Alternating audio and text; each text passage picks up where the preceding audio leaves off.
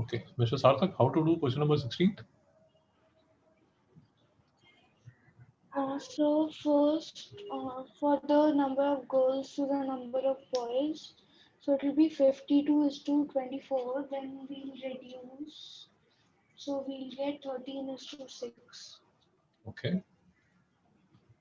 So first we need to find the number of girls. So number of girls is 28. Is it okay?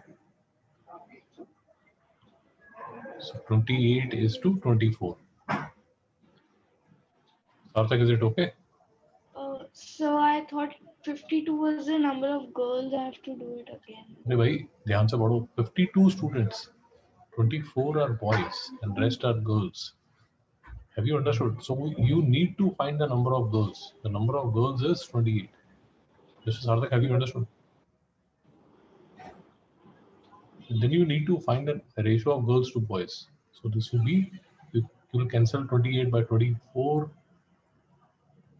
This will be 1 da, 2 6 da, 2 7 da.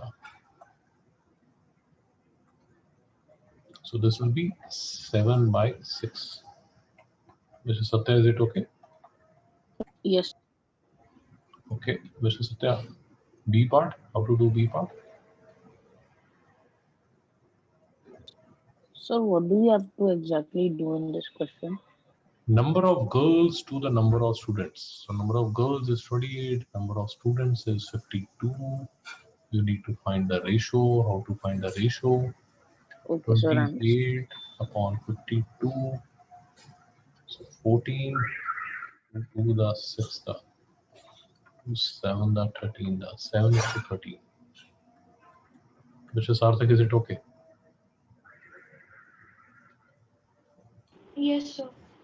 Boys to girls, 24 is to 52. 24 by 52.